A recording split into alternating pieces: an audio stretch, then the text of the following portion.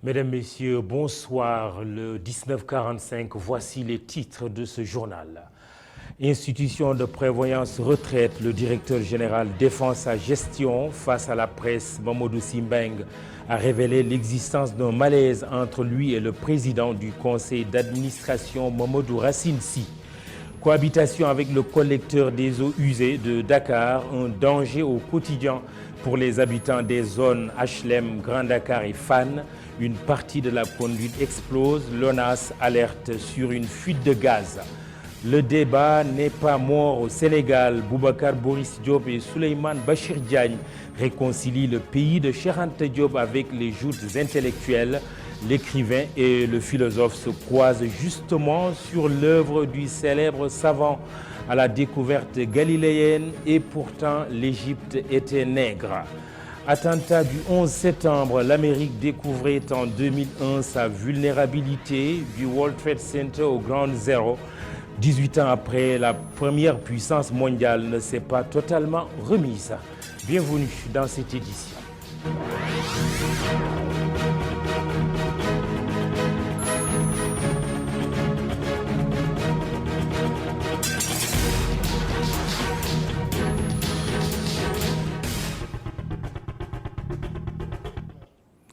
Malaise au sommet à l'IPRES, le directeur général Mamadou Sy Mbengue et le président Mamadou Racine Sy ne s'entendent plus.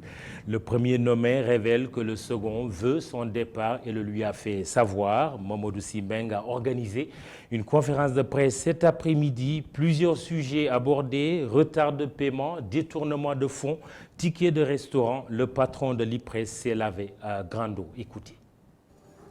Sur la fraude des tickets restaurants, des esprits malveillants ont voulu même impliquer quelque part soit le système de gestion au niveau de le directeur général lui-même. Ce qui s'est passé, c'est que c'est nous-mêmes, en relation avec notre directeur des ressources humaines, qui avons découvert le poteau rose, qui avons commandité un audit pour nous rassurer que nos soupçons de fraude étaient réels. Et après l'audit, nous avons porté plainte devant les juridictions. L'enquête est en cours, des personnes sont déjà entendues, mais maintenant, ce n'est pas au directeur général de l'IPRES d'accélérer ou de décélérer une enquête qui est entre les mains des gens qui sont professionnels. C'est la même chose pour le détournement. C'est vrai que le montant n'est pas un montant important, mais c'est nous le principe que nous avons condamné.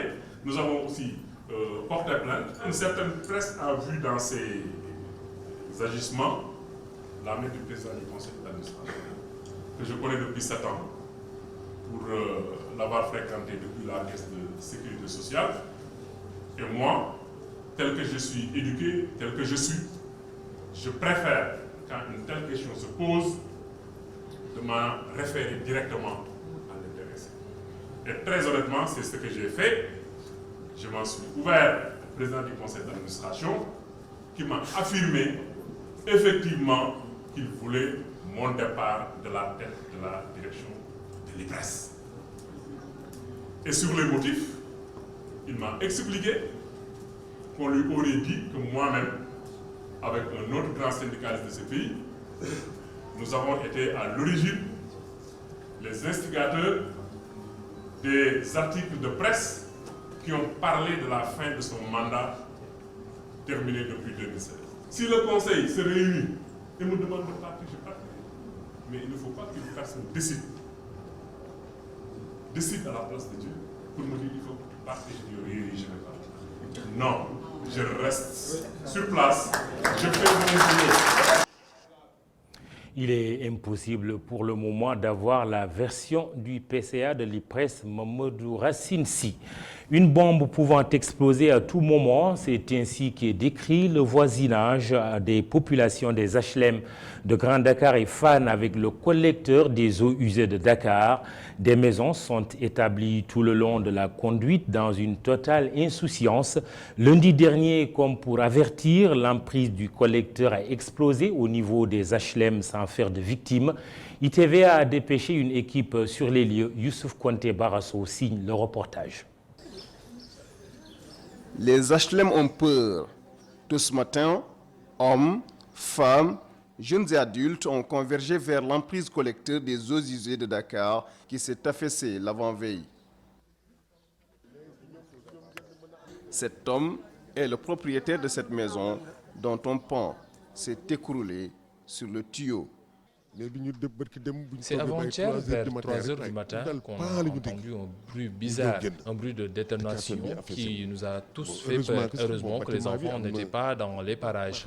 Mais on a vu que le mur s'est affaissé et cela fait plaisir de savoir que cela s'est passé sans véritable dégâts et que cela n'a touché personne. Il est temps que l'on répare cela. Si l'on doit déloger certaines personnes, que l'on le fasse maintenant. Comme ça, il n'y aura pas de perte en vies humaines. Une situation qui a peur tous les habitants du quartier, même les parents proches vivant ailleurs sont inquiets. En tout cas, tout ce que nous connaissons, c'est qu'on vit un danger, un véritable danger. Depuis 2 jours, je passe la nuit ici et la journée. Il y a ma maman ici, mes soeurs, mes frères. Je ne peux pas rester à nos foires. C'est dur même, c'est dur.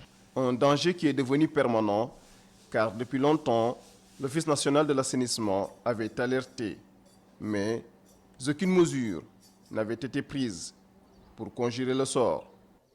On a beaucoup parlé, on a beaucoup fait, on a marché, on a fait des séminaires avec l'ancien ministre, Mansour Faye. On a tout fait, on a fait des réunions avec les maires, avec tous les responsables. Mais on n'a pas encore de solution. Ils nous ont dit qu'il allait démolir des bâtiments, mais actuellement, on ne peut rien dire. On peut rien dire, on ne sait rien du tout. C'est tellement dangereux que vraiment, il faut que l'État vienne nous aider pour régler cette situation, vraiment. Aussitôt informés, les autorités compétentes ont déployé des équipes pour sécuriser les lieux. Donc le maire a consulté avec l'ensemble des autorités compétentes pour essayer de diligenter qu'est-ce qu'il y a à faire maintenant, quelle décision à prendre. La décision émane des autorités et le maire attend les autorités. Il est en phase avec les autorités à l'heure où nous sommes. Il est en train de discuter avec eux. Il va revenir parce qu'on a déployé toutes les agents de la commune ici. Vous les avez vus en tenue. Ils sont là en train de sécuriser. Et la police est là aussi. Le commissaire hier, il était présent aussi. Le commissaire du commissariat de police des HLM, M. Ba, il était là. Tout de suite ce matin, vous avez constaté que le commandant est passé avec un autre agent. Donc toutes les autorités compétentes sont là, ils sont au courant, ils sont bien informés. Et le maire est derrière tout ça pour pouvoir diligenter cette affaire pour qu'on le règle le plus rapidement possible. Selon le directeur général de l'ONAS, à peu près 200 maisons de construction situées entre HLM, BOP, Grand Dakar, FAN et la faculté de médecine de l'UCAD sont construites sur le tuyau du collecteur et d'évacuation des eaux usées de Dakar. Une épée de Damoclès, si l'on y prend garde, qui risque de poser d'énormes problèmes aux populations. Youssouf Konté, l'Office national d'assainissement demande justement aux habitants concernés par l'impact de l'explosion de quitter les lieux pour éviter toute contamination au gaz SHS.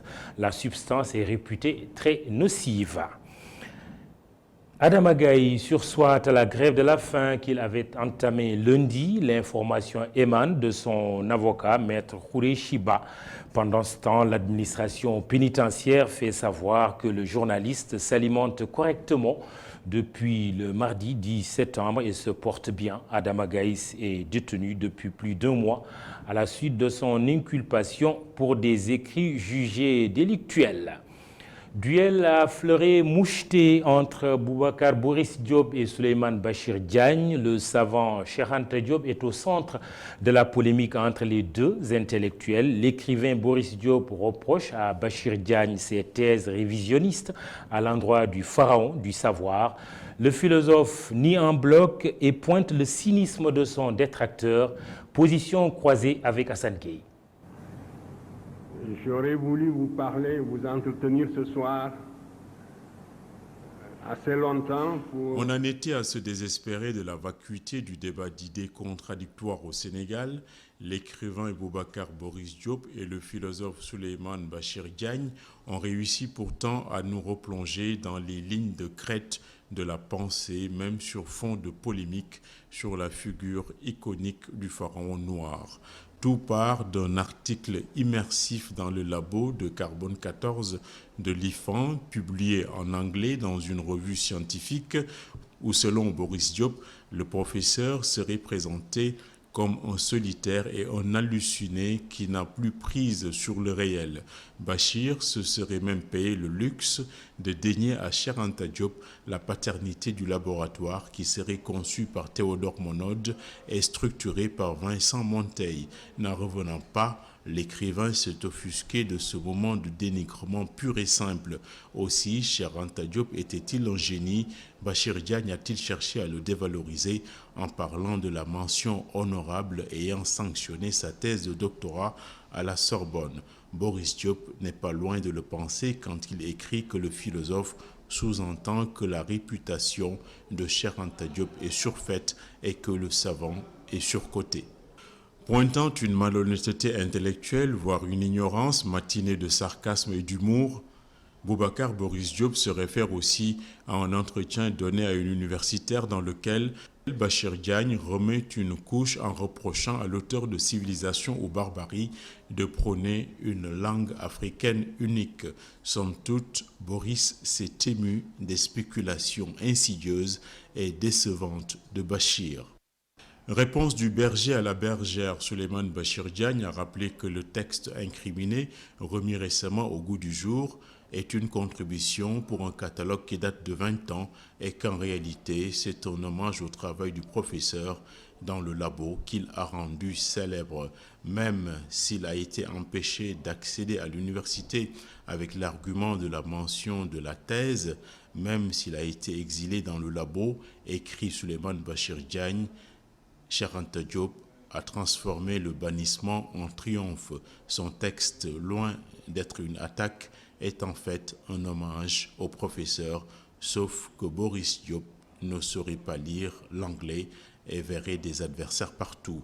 L'accusation de crime de lèse-majesté est aux yeux de Bachir une forme de jalousie que son vis-à-vis nourrit à son égard.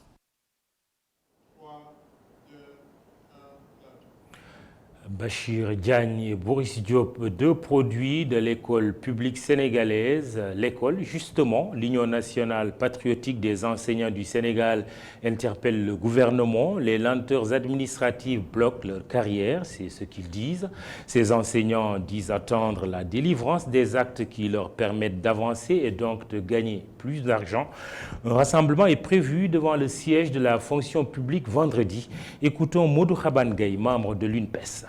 Retenez que parmi les enseignants que nous sommes, il y en a qui sont restés plus de 10 ans, je dis bien 10 ans, sans obtenir cet acte-là qui puisse leur permettre de voir une augmentation financière de leur traitement. C'est une question centrale sur laquelle nous voudrions vraiment insister et mener cette lutte-là, nous qui sommes intéressés au premier point. Donc c'est une nécessité et une obligation. Nous ne pouvons pas comprendre que la fonction publique qui doit délivrer ces actes-là puisse jouer dans un laxisme total.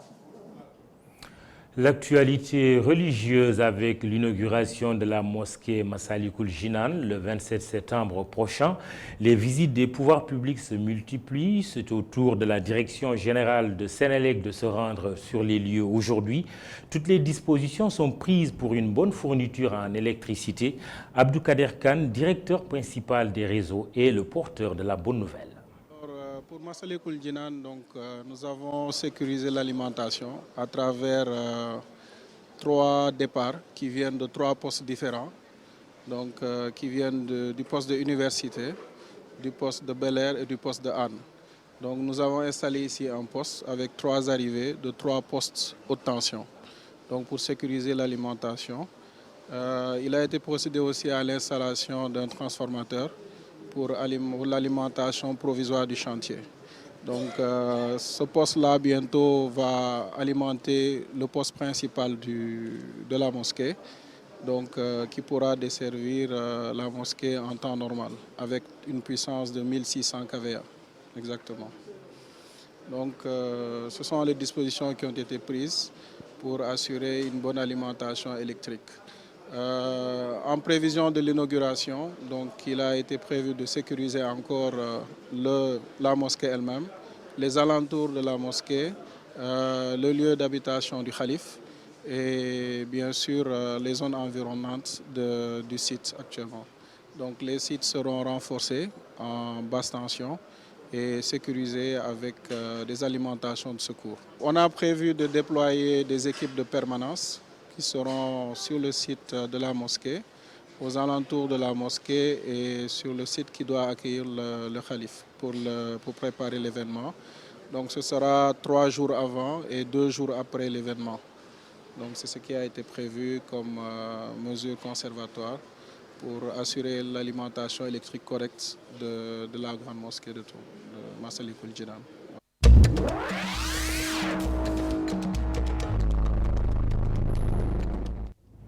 L'actualité étrangère dominée au Burkina Faso par les déboires judiciaires des généraux Diendéré et Bassolé.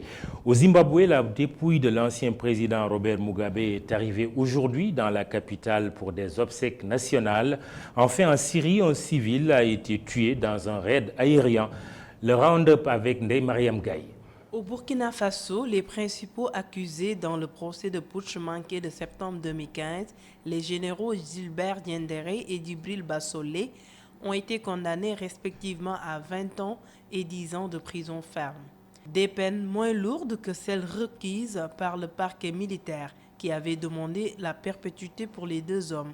Après 19 mois d'un procès long et fastidieux, suspendu à de nombreuses reprises, les juges du tribunal militaire de Ouagadougou ont été plus cléments que le parquet, qui avait requis la prison à vie contre ces 2 anciennes figures du régime de Blaise Compaoré. Dans son réquisitoire, la procureure militaire Pascaline Zungrana avait estimé que Gilbert Diendéré était l'instigateur principal du coup d'État et que Djibril Bassolé l'avait aidé à le préparer. Ancien chef d'état-major particulier et bras droit de Blaise Compaoré, le général Diendéré avait pris la tête du putsch contre les autorités du régime de transition. Après avoir dirigé l'éphémère Conseil national pour la démocratie CND, la junte qui avait pris les rênes du pays, il avait, sous la triple pression de la rue, d'une frange loyaliste de l'armée et de la communauté internationale, rendu le pouvoir au bout d'une semaine. La dépouille de l'ex-président Robert Mugabe a été rapatriée ce mercredi au Zimbabwe pour des obsèques nationales qui, malgré l'héritage très controversé de ces 37 ans de règne absolu, doivent réunir nombre de dirigeants d'Afrique et d'ailleurs. En provenance de Singapour, l'avion spécial transportant le corps du défunt chef de l'État s'est posé dans l'après-midi à l'aéroport d'Harare, qui porte son nom. L'appareil s'est arrêté au pied d'un tapis rouge face à une garde militaire d'honneur et d'une tribune officielle où avait pris place, entre autres son successeur. Une foule de plusieurs milliers de personnes a assisté au retour du corps de l'ancien président. Un homme de 75 ans a été tué dans un raid nocturne de l'aviation russe sur la province syrienne d'Idlib. Il est la première victime civile de frappe aérienne depuis l'annonce le 31 août d'un cessez-le-feu dans la région, a indiqué mercredi l'Observatoire syrien des droits humains. Cette province et des secteurs adjacents faisaient l'objet d'un fragile cessez-le-feu annoncé par Moscou à l'issue de 4 mois de bombardements menés par le régime et son allié russe. Ces frappes ont tué, selon l'OSDH, plus de 960 civils depuis avril. Dominée par des groupes djihadistes, cette région du nord-ouest de la Syrie échappe au contrôle de Damas. Les premières frappes aériennes depuis l'annonce du cessez-le-feu ont été menées par des avions russes mardi. Sur le terrain, la trêve unilatérale annoncée par Moscou était régulièrement violée par des tirs.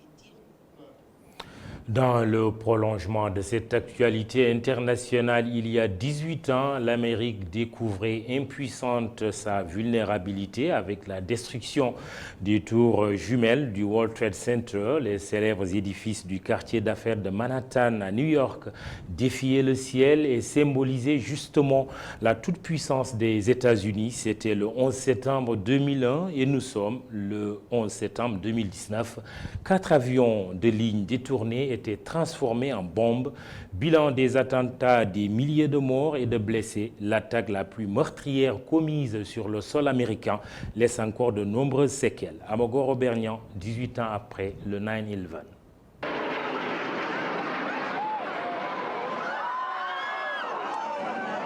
Les images ont fait le tour du monde. Il y a 18 ans, le mardi 11 septembre 2001, un Boeing 767 d'American Airlines s'abattait sur la tour nord du World Trade Center. Quelques minutes plus tard, un second avion détourné percute la tour sud. Moins de 2 heures après, il ne restait de ces symboles de la ville de New York qu'un tas de décombres et de cadavres. Un troisième avion s'écrasait sur le Pentagone à Washington et un quatrième au sud-est de Pittsburgh, alors qu'il se dirigeait lui aussi vers Washington. Bilan, 3000 morts et plus de 6000 blessés. 18 ans après les attentats les plus meurtriers sur le sol américain, les États-Unis continuent de vivre au quotidien avec les conséquences de ces attaques. Dans les aéroports américains, les contrôles de sécurité restent stricts. Au même moment, en Afghanistan, l'armée américaine est encore la cible de nombreuses attaques. Une roquette a d'ailleurs touché aux premières heures du jour anniversaire un mur du ministère afghan de la Défense, non loin de l'ambassade américaine. En Afghanistan toujours, le 11 septembre a provoqué l'intervention américaine contre l'organisation Al-Qaïda basée dans le pays et les talibans, alors au pouvoir à Kaboul. Il s'agit de la guerre la plus longue menée par les États-Unis en dehors de leur sol. Plusieurs milliers de militaires américains sont mobilisés dans le pays. Au-delà de cet aspect militaire, il y a également les conséquences sanitaires. Le nuage de poussière toxique auquel ont été exposées des centaines de milliers de personnes serait à l'origine de cancers de la peau, de la prostate, du sein, entre autres. Au total, 68 cancers ont été reconnus comme liés au 11 septembre. En ce jour d'anniversaire, les proches des victimes et les officiels se sont donné rendez-vous au World Trade Center pour commémorer cette date tragique, ancrée à jamais dans la mémoire du pays de l'oncle Sam.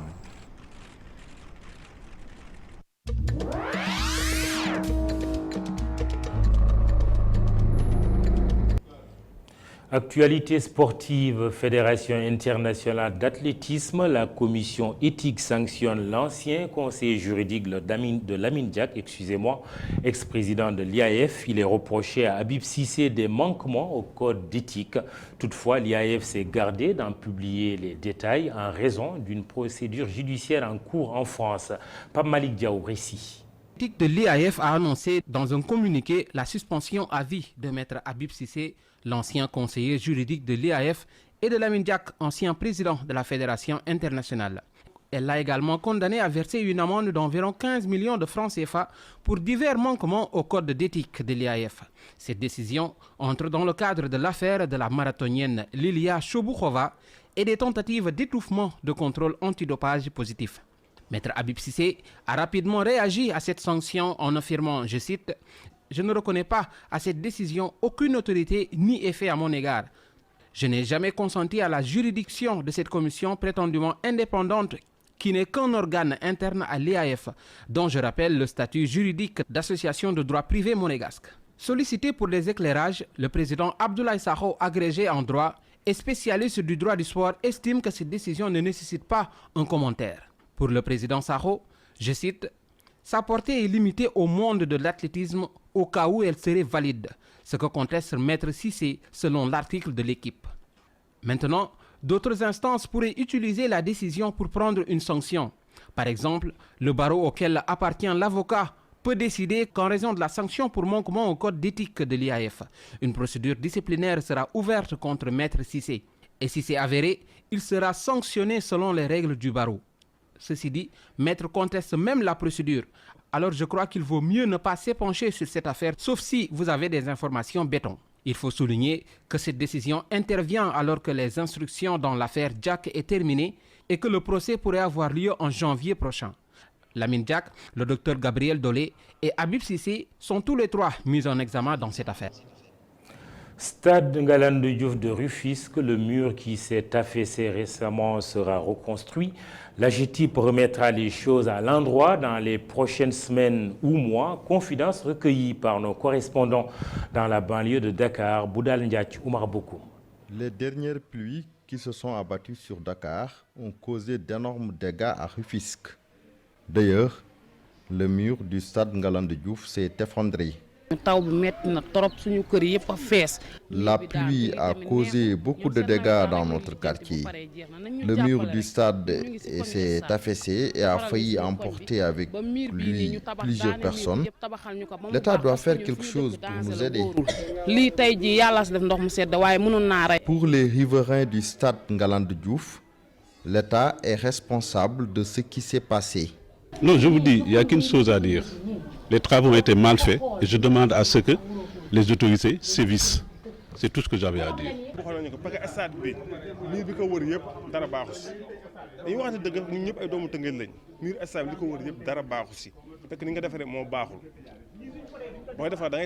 Nous avions averti quand ils construisaient le mur. Tout le monde était conscient que le mur du stade était mal construit et que ça allait tomber un jour. C'est malheureux, vraiment.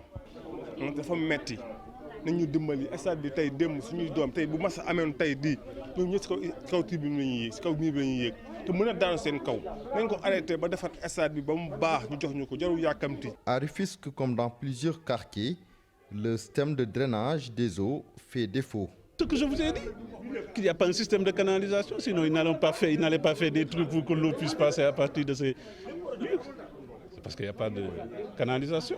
Les habitants de la vieille ville demandent à l'État du Sénégal et aux autorités locales d'être plus sérieux dans la gestion des inondations. Terminons ce journal par ces images impressionnantes. C'était hier à Mbour, à l'occasion de l'Achoura. Un imam dont l'originalité est d'organiser une marche traditionnelle à la gloire de Dieu, Al-Imam Seydina Mohamed Lamine Gueye, c'est son nom, a réussi à mobiliser une énorme foule de fidèles musulmans malgré la chaleur d'étuve. Dans la procession, notre reporter Ibrahima Kamara. C'est sous le chaud soleil que la journée a été marquée, bien marquée par ces fidèles venus de partout pour célébrer l'Achoura à leur manière.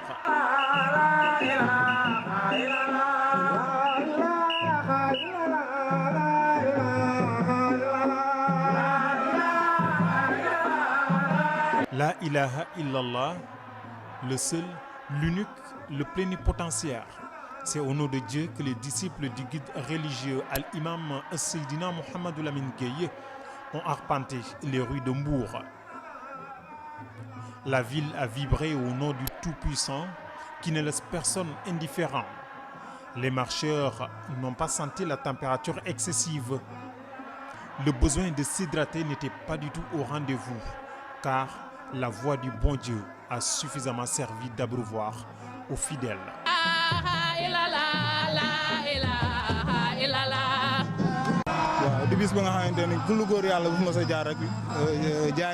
Nous sommes là pour marquer l'Achoura, prononcer le nom de Dieu, c'est tout ce qui nous anime.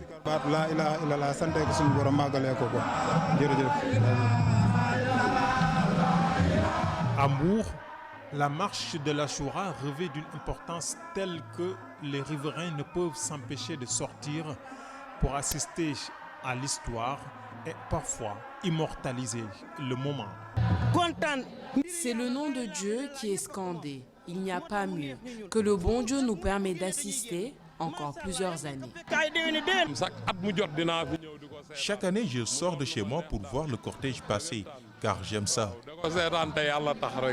Hommes et femmes, enfants et adultes, parfois endormis sur les épaules de leurs parents, le sage en tête de peloton avance en attestant l'unicité du Créateur. Sur le chemin du Zikroullah, rien ne doit entraver l'avancée de la marche au nom du La ilaha illallah. Tout doit céder le passage.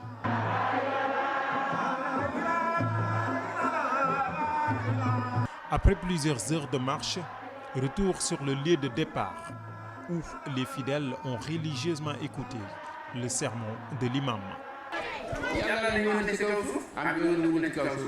Chacun d'entre nous est envoyé sur terre pour une mission bien déterminée, que l'on le sache ou pas. N'eût été des prophètes envoyés par Dieu, personne ne pourrait accéder au paradis.